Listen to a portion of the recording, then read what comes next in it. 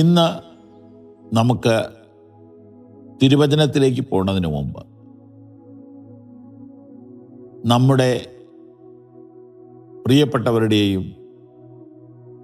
അയൽക്കാരുടെയും നമ്മുടെ പരിധിയിൽപ്പെട്ട ആളുകളുടെയൊക്കെ ക്ഷേമം അന്വേഷിക്കുന്ന ഒരു സ്വഭാവം ഉണ്ടോ എന്ന് പരിശോധിക്കാം. നമ്മുടെ നാട്ടിൽ ഒത്തിരി കഷ്ടപ്പെടുന്ന ആളുകളുണ്ടെങ്കിൽ അവരെ ഏതെങ്കിലും വിധത്തിലൊക്കെ സഹായിക്കാൻ പറ്റുമോ എന്ന് ചിന്തിക്കണം. അതാണല്ലോ ഇന്നലെ പറഞ്ഞത്. മുമ്പോട്ട് പോകാം. എരിയുന്ന തീയിൽ എണ്ണയൊഴിക്കുന്നവർ എന്നൊരു പറച്ചിലുണ്ട്. അതിൻ്റെ അർത്ഥം തന്നെ ഒരു വീട്ടിലൊരു പ്രശ്നമാണെങ്കിൽ അവിടെ ചെന്ന് ആ പ്രശ്നം തീർക്കാനാണെന്നും പറഞ്ഞ് ചെന്ന് ആ പ്രശ്നം ഇരട്ടിയാക്കിയേച്ച് അവിടുന്ന് പോകും. എരിയുന്ന തീയിൽ എണ്ണയൊഴിക്കുന്നവർ. ഇവിടെ ഇതാ ഒരു വാക്യം: പരിഹാസികൾ പട്ടണത്തിൽ കോപാഗ്നി ജ്വലിപ്പിക്കുന്നു. ഗ്രാമത്തിലാണെങ്കിൽ അത് അത്രയും വഷളാകത്തില്ല. പട്ടണത്തിലൊരു പ്രശ്നം ആളി കത്തിച്ചാൽ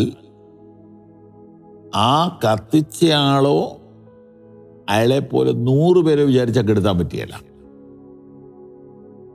വലിയ കെട്ടിടങ്ങൾക്ക് തീ പിടിച്ചതുപോലെയാണ്. പരിഹാസി പട്ടണത്തിൽ കോപാഗ്നി ജ്വലിപ്പിക്കുന്നു എന്ന് പറഞ്ഞാൽ പ്രശ്നങ്ങൾ തീർക്കുകയല്ല, പ്രശ്നങ്ങൾ ഉണ്ടാക്കുകയാണ്. ഉള്ള പ്രശ്നത്തെ വലുതാക്കുകയാണ്. പരിഹാസി പട്ടണത്തിൽ കോപം ജ്വലിപ്പിക്കും. ഇതുകൊണ്ടാണ് പരിഹാസികളുടെ ഇരിപ്പിടത്തിൽ ഇരിക്കരുതെന്ന് 1-ാം സങ്കീർത്തനത്തിൽ പറഞ്ഞത്. ഈ പരിഹാസികൾ എന്ന് പറയുന്ന ഒരു കൂട്ടരുണ്ട് കേട്ടോ. അവരിങ്ങനെ മറ്റുള്ളവരുടെ കാര്യമാണ് കൂടുതൽ സംസാരിക്കുന്നത്. മറ്റുള്ളവരെ കളിയാക്കുക, മറ്റുള്ളവരുടെ കുറവുകൾ കണ്ടുപിടിക്കുക, അതൊരു ഉപജീവന മാർഗമാക്കിയവർ തന്നെയുണ്ട്. മറ്റുള്ളവരുടെ കാര്യങ്ങളിൽ ഇടപെട്ട് അതിങ്ങനെ സോഷ്യൽ മീഡിയയിലൂടെ വിട്ടിട്ട് അങ്ങനെ വരുമാനം ഉണ്ടാക്കുന്നവർ വരെ ഇപ്പോഴുണ്ടെന്ന് പറയുന്നു. നോക്കുക, സദൃശവാക്യം 29:8. പരിഹാസികൾ പട്ടണത്തിൽ കോപാഗ്നി ജ്വലിപ്പിക്കും. നിസ്സാര കാര്യങ്ങൾ പറഞ്ഞ് പട്ടണത്തിൽ വലിയ ലഹളയുണ്ടാക്കുന്ന, വലിയ ബോംബിങ് ഉണ്ടാക്കുന്ന മനുഷ്യരുണ്ട്. രാഷ്ട്രീയത്തിൽ അതിൻ്റെ മികച്ച പുള്ളികളുണ്ട്. അവരതൊരു സഹതാപ തരംഗം ഉണ്ടാക്കുന്ന പോലെ കാര്യങ്ങൾ അവതരിപ്പിച്ച് ഒരു വിദ്വേഷത്തിൻ്റെ അഗ്നി, ഒരു വൈരാഗ്യത്തിൻ്റെ അഗ്നി, ഒരു പിണക്കത്തിൻ്റെ അഗ്നി പട്ടണത്തിൽ ഊതി കത്തിക്കും. പിന്നെ കെടുത്താൻ ആരെ കൊണ്ട് പറ്റും? തലയണയ്ക്കകത്തിരുന്ന പഞ്ഞി എടുത്തഴിച്ചു വിട്ടതുപോലെയാണ്. എന്നാൽ 8-ാം വാക്യത്തിൻ്റെ 2-ാം ഭാഗം: ജ്ഞാനികളോ ക്രോധത്തെ ശമിപ്പിക്കുന്നു. ഇന്ന് രാവിലെ ഞങ്ങളുടെ ഏറ്റവും പ്രിയങ്കരായ പ്രേക്ഷകരോട് പറയുകയാണ്, നമ്മൾ കോപത്തെ ശമിപ്പിക്കുന്നവരായിരിക്കണം. നമ്മൾ കത്തുന്ന തീയിലേക്ക് എണ്ണയല്ല, വെള്ളമാണ് ഒഴിക്കേണ്ടത്.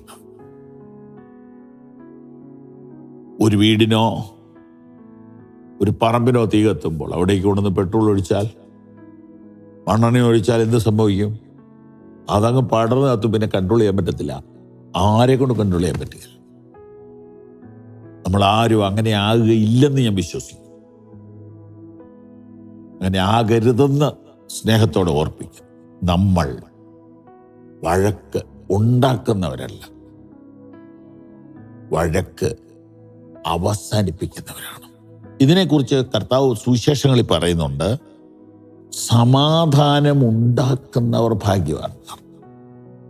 അവർ ദൈവത്തിൻ്റെ പുത്രന്മാരെന്ന് വിളിക്കപ്പെടും. യേശുക്രിസ്തു നമ്മുടെ സമാധാനമാണ്. അവൻ നമുക്ക് സമാധാനം തന്നു.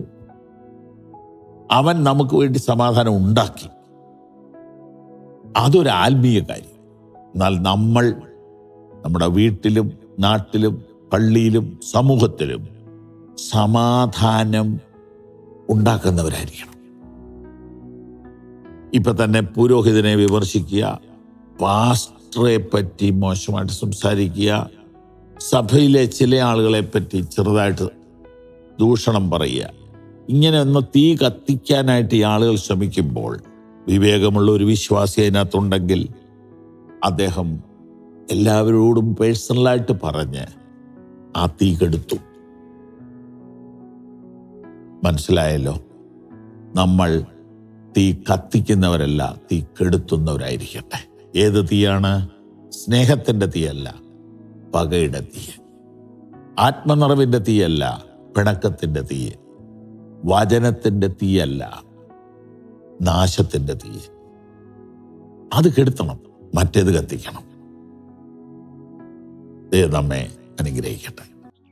ഈ സന്ദേശങ്ങൾ തുടർച്ചയായി നിങ്ങൾക്ക് ലഭിക്കുവാൻ ഞങ്ങളുടെ വാട്സപ്പും ഫേസ്ബുക്കും ഫോളോ ചെയ്യുക.